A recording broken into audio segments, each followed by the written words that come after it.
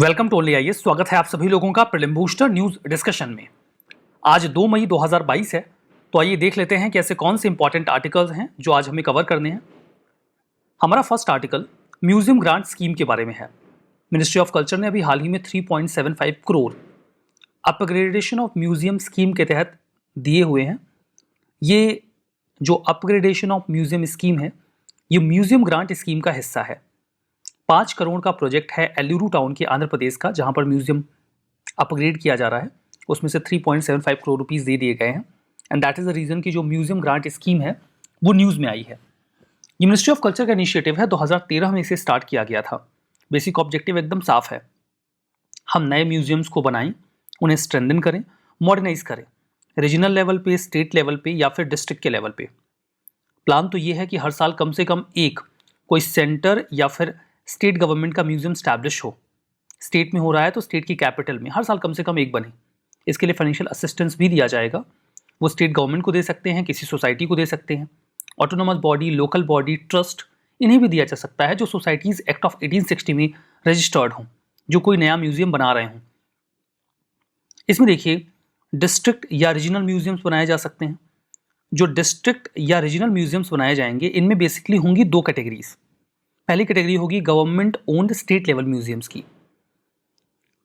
दूसरी होगी कैटेगरी 2 जिसमें बाकी के म्यूजियम्स आएंगे। ये जो पहली कैटेगरी है बेसिकली ये डिस्ट्रिक्ट एंड रीजनल म्यूजियम्स, इसमें 10 करोड़ के फाइनेंशियल असिस्टेंस को देने की बात की गई है। दूसरा होता है स्टेट कैपिटल में म्यूजियम को स्टैब्लिश करना। इसमें भी जो फाइनेंशियल असिस्टेंस दिया जाएगा वो रिनोड म्यूजियम्स को दिया जाएगा जो काफ़ी अच्छी तरीके से काम कर रहे हैं और स्टेट की कैपिटल सिटीज़ में लोकेटेड हैं। इस कंपोनेंट में 15 करोड़ पर म्यूजियम देने की बात की गई है। तीसरा आता है establishment and development of large scale museum in public private partnership mode. यहाँ पे जो म्यूजियम्स होंगे वो पब्लिक और प्राइवेट पार्टनरशिप मोड में होंगे। तो पहले वाली कैटेगरी में 10 करोड़, दूसरी वाली कैटेगरी में 15 करोड़ और तीसरा जो पीपीपी मॉडल पे होगा, इसमें बेसिकली वो प्रोजेक्ट कॉस्ट का 40% देंगे जो 20 करोड़ के ऊपर नहीं हो सकता। तो ये 3 मैकेनिज्म्स हैं म्यूजियम्स को स्टैब्लिश करने को लेकर या उनके अपग्रेडेशन को लेकर। हमारा जो नेक्स्ट आर्टिकल है वो क्वालकॉम सेमीकंडक्टर मेंटरशिप प्रोग्राम के बारे में है। क्वालकॉम इंडिया प्राइवेट लिमिटेड ये पार्ट है क्वालकॉम ग्रुप ऑफ कंपनीज का। इन्होंने भी हाल ही में एक इनिशिएटिव लिया है, that is Qualcomm semiconductor mentorship programme. नाम से स्पष्ट है, मेंटरशिप देंगे। ये बताएंगे कि कैसे सेमीकंडक्टर्स डेवलप किए जा सकते हैं। सेमीकंडक्टर्स के बारे में आप बेसिक बातें जानते हैं कि इनका इस्तेमाल कई सारी इलेक्ट्रॉनिक डिवाइसेस में किया जाता है। एक होते हैं कंडक्टर्स जो इलेक्ट्रिसिटी के फ्लो को इंश्योर करते हैं, दूसरे होते हैं नॉन कंडक्टर्स जहां से आप इलेक्ट्रॉन का फ्लो नहीं देख पाते। सेमीकंडक्टर्स उनके बीच की इकाई होते हैं जहां पर हमें लिमिटेड मैनर में जो इलेक्ट्रॉन का फ्लो है उन्हें इंश्योर करना होता है। तो कई से इलेक्ट्रॉनिक डिवाइसेस में सेमीकंडक्टर्स का इस्तेमाल किया जाता है। इसके संबंध में जो मेंटरशिप प्रोग्राम है वो क्वालकॉम इंडिया कोलैबोरेट कर रहा है सीडैक के साथ, centre for development of advance computing के साथ। इसके माध्यम से वो कुछ सेमीकंडक्टर स्टार्टअप्स को पिक करेंगे, उन्हें मेंटरशिप देंगे, टेक्निकल ट्रेनिंग देंगे और उनकी इंडस्ट्रीज तक पहुंच बनाएंगे ताकि वो अच्छी तरीके से काम कर सकें। ये बहुत अच्छी बात है कि जो बड़ी एंटिटीज़ हैं, इकाइयां हैं, वो स्टार्टअप्स को सपोर्ट करें, मेंटरशिप दें ताकि वो भी आगे बढ़ सकें। प्रोग्राम का फीचर ये होगा कि इसमें 10 इंडियन सेमीकंडक्टर स्टार्टअप्स को सेलेक्ट कर लिया जाएगा, उन्हें पेयर किया जाएगा किसी अन्य कंपनी के साथ और फिर उन्हें मेंटरशिप दी जाएगी। मास्टर क्लास वर्कशॉप्स होंगी जहां उन्हें सिखाया जाएगा सेमीकंडक्टर्स के डिज़ाइन, टेस्टिंग, वेरिफिकेशन, पैकेजिंग। ये तो कुछ टेक्निकल पार्ट हो गया।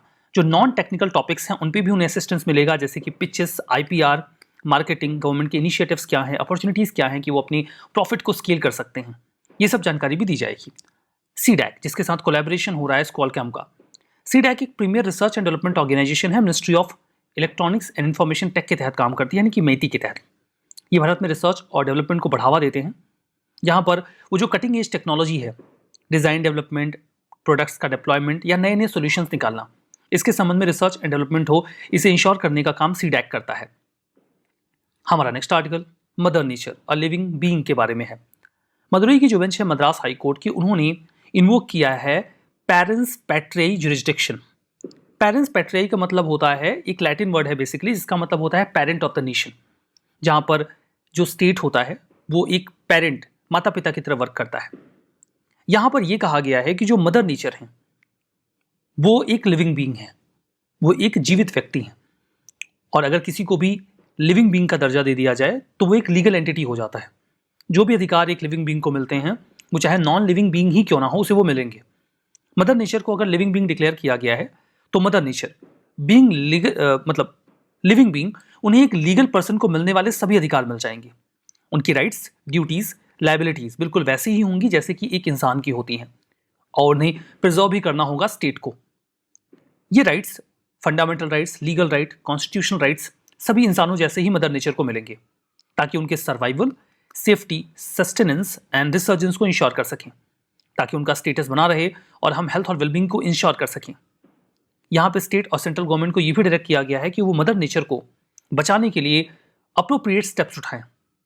जो नेचुरल एनवायरनमेंट है उसे बेसिक ह्यूमन राइट के तौर पे देखा जाए। राइट टू लाइफ बहुत ज़रूरी है, और इसके लिए ज़रूरी है कि आपको एक अच्छा एनवायरनमेंट भी मिले। अगर अच्छा एनवायरनमेंट नहीं मिलेगा तो फिर आपका जीवन सुरक्षित कैसे रहेगा। हमारा जो नेक्स्ट आर्टिकल है वो राजामाला इराविकुलम नेशनल पार्क के बारे में है।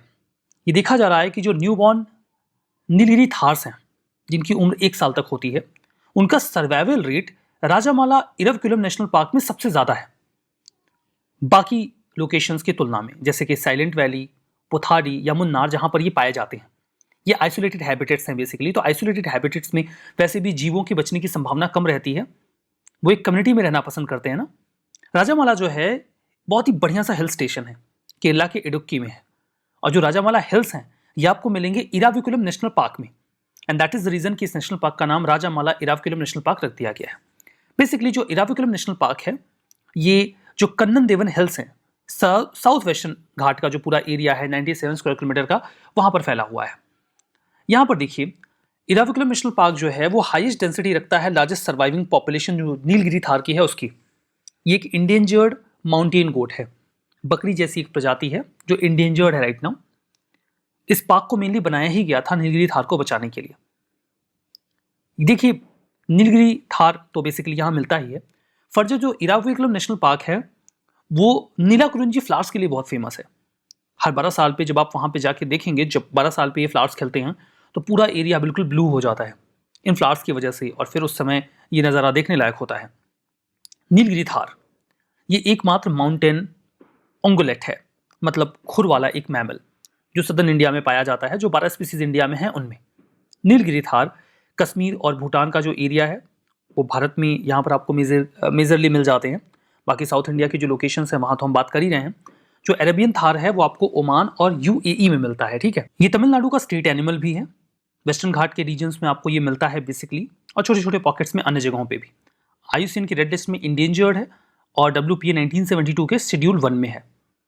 हमारा नेक्स्ट आर्टिकल ये है कि हाल ही में न्यूज़ आई है कि एक IAS ऑफिसर जिन्होंने रिजाइन कर दिया था 2019 में, कश्मीर में अनबेटेड किलिंग्स को आधार बनाकर प्रोटेस्ट करते हुए उन्हें अभी हाल ही में रीइंस्टेट कर दिया गया है, मतलब उनकी जॉब को बहाल कर दिया गया है। हम बात बेसिकली शाह फैजल जी की कर रहे हैं। उन्होंने 2019 में जब कई सारी किलिंग स्टार्ट हो गई थी तो उसको प्रोटेस्ट करते हुए कि सेंट्रल गवर्नमेंट की जो पॉलिसीज़ हैं जम्मू एंड कश्मीर में वो सही नहीं है, उसी आधार पर उन्हें रिज़ाइन कर दिया था। बाद में उन्हें प्रिवेंटिव डिटेंशन में भी रखा गया। उन्हें जो भी उन्होंने किया उस पर अपना उन्होंने पछतावा भी जाहिर किया था और ये कहा था कि वो अपनी सर्विस में दोबारा आना चाहेंगे। टेक्निकली उनके रेजिग्नेशन को सरकार ने कभी एक्सेप्ट किया ही नहीं था। उन्होंने बस रिज़ाइन करके अपनी जॉब को छोड़कर पॉलिटिक्स को ज्वाइन कर लिया था। लेटर ऑन उन्होंने वापस से जॉब में आने का मन बनाया तो सरकार ने उन्हें बहाल भी कर दिया। इसी मामले में ये पूरा मामला न्यूज़ में आया है कि एक IAS ऑफिसर कैसे रिज़ाइन करता है और क्या इस प्रकार की बहाली पॉसिबल है। देखिए, जो रेजिग्नेशन होता है किसी भी, जो 3 सर्विसेज हैं बेसिकली, IAS, IPS और IFS यानी कि इंडियन फॉरेस्ट ऑफिसर्स, ये सर्विसेज जो हैं, इन्हें रूल 5(1) और 5(1)A के तहत जो ऑल इंडिया सर्विसेज डेथ कम रिटायरमेंट बेनिफिट्स रूल्स 1958 हैं, उन्हीं के तहत इन सभी चीज़ों को रेगुलेट करते हैं। जो ऑफिसर्स होते हैं जो कैडर में हैं अपने, मतलब स्टेट में सर्विस दे रहे हैं, वो तो अपना रेजिग्नेशन चीफ सेक्रेटरी जो स्टेट के हैं उनको दे देते हैं। लेकिन कुछ ऐसे होते हैं जिनको स्टेट की ओर से सेंट्रल के डिप्यूटेशन पे भेज दिया जाता है, जो वेरियस मिनिस्ट्रीज में जाके काम करते हैं। तो उन्हें जो मिनिस्ट्री या उनका डिपार्टमेंट है उसके सेक्रेटरी को अपना रेजिग्नेशन देना होता है।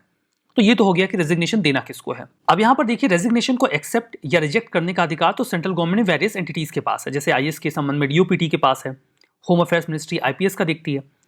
तो इसके पहले कि उनके रेजिग्नेशन को फॉरवर्ड किया जाए, जो अथॉरिटी रेजिग्नेशन ले रही है सेंट्रल गवर्नमेंट को, वो उसके साथ जो भी उनके ड्यूज हैं, उनका जो भी स्पेसिफिक रीजन है, उसके साथ साथ उनके खिलाफ कोई करप्शन के केसेस वगैरह तो नहीं चल रहे हैं, उन सभी को अटैच करके भेजते हैं। उसके बाद क्या ऐसा हो सकता है कि उनके रेजिग्नेशन को रिजेक्ट कर दिया जाए? रेजिग्नेशन को एक्सेप्ट करने के पहले देखा जाता है उनके ऊपर कोई करप्शन के केसेस वगैरह तो नहीं चल रहे हैं। अगर ऐसा कुछ है तो हो सकता है कि उनका जो रेजिग्नेशन है उसको रिजेक्ट कर दिया जाए। कॉम्पिटेंट अथॉरिटी आईएएस के केस में डीओपीटी है, ministry of home affairs IPS की रेजिग्नेशन को फाइनल करेगी, और फॉरेस्ट सर्विसेज के केस में ministry of environment, forest and climate change decide करेगी कि रेजिग्नेशन लेना है अथवा नहीं लेना है। क्या एक ऑफिसर को रेजिग्नेशन विड्रॉ करने को अलाउ किया जा सकता है? हाँ, अगर सेंट्रल गवर्नमेंट को ऐसा लगता है कि पब्लिक इंटरेस्ट में है कि उस व्यक्ति को ऑथराइज किया जाए कि वो अपना रेजिग्नेशन विड्रॉ कर ले और सर्विस में वापस आ जाए, तो सेंट्रल गवर्नमेंट ऐसा कर सकती है। खैर, साफ फैजल जी के केस में तो टेक्निकली उसे कभी एक्सेप्ट किया ही नहीं गया था, तो ये चैलेंज यहाँ पे था नहीं। हमारा नेक्स्ट आर्टिकल अटल न्यू इंडिया चैलेंज के बारे में है, एनिक 2.0। इसका फेज 1 जो सेकंड एडिशन का है, हाल ही में शुरू हुआ। ये फ्लैगशिप प्रोग्राम है अटल इनोवेशन मिशन का और नीति आयोग का। बेसिकली नीति आयोग का ही ये इनिशिएटिव है अटल इनोवेशन मिशन।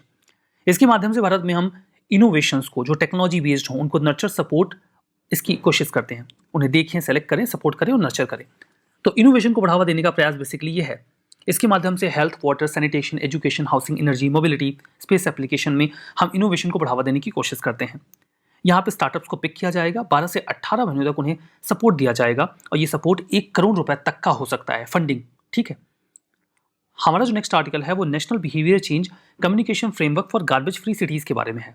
हम चाहते हैं कि हमारे शहरों में कचरा ना हो, इसके लिए हमें बिहेवियर में बदलाव लाना होगा। Ministry of housing and urban affairs ने स्वच्छ भारत मिशन अर्बन 2.0 के तहत ये इनिशिएटिव लॉन्च किया, जो एक जन आंदोलन चल रहा है कि हमें गार्बेज फ्री सिटीज बनानी है जहां कचरा ना हो। उसके लिए ये एक गाइडिंग डॉक्यूमेंट या ब्लूप्रिंट की तरह वर्क करेगा। इनको फॉलो करके हम लोगों को एजुकेट करेंगे, कैंपेन्स के थ्रू कम्युनिकेट करेंगे कि आपको कैसे अपने शहर को साफ रखना है। फोकस एरिया होगा कि सोर्स एग्रीगेशन हो कचरे का, गीला कचरा, सूखा कचरा, फर्दर कलेक्शन, ट्रांसपोर्टेशन, वेस्ट की प्रोसेसिंग, प्लास्टिक वेस्ट मैनेजमेंट, ये सब बढ़िया किया जाए, इसके लिए काम किया जाएगा। रिविजन करते हैं। म्यूजियम ग्रांट स्कीम, एक सेंट्रल या स्टेट गवर्नमेंट म्यूजियम जो स्टेट की कैपिटल में हो हर साल स्टैब्लिश करने का प्रयास है, डेवलप करेंगे, that's true. Rajamala Eravikulam national park Maharashtra, गलत है, केरला। सीडैक, ये premier research and development organisation है मैती के तहत, सही है। Nilgiri tahr IUCN status vulnerable है, गलत है, इंडेंजर्ड है। Atal new India challenge flagship programme है ministry of science and tech का, ये तो अभी हम डिस्कस कर ही रहे थे। ये इनिशिएटिव है नीति आयोग का, ठीक है। तो ये हमारा जो स्टेटमेंट है ये भी इनकरेक्ट हो गया। तो हमारा आज का सेशन यहाँ पे समाप्त होता है। पीडीएफ आपको मिल जाएगी ओनली आईएएस के टेलीग्राम चैनल पे। इस क्यूआर कोड को स्कैन करके भी आप वहाँ पहुँच सकते हैं। तो जाइए पीडीएफ को डाउनलोड करिए और रिविजन करना मत भूलिएगा। So that's all for now, thank you very much.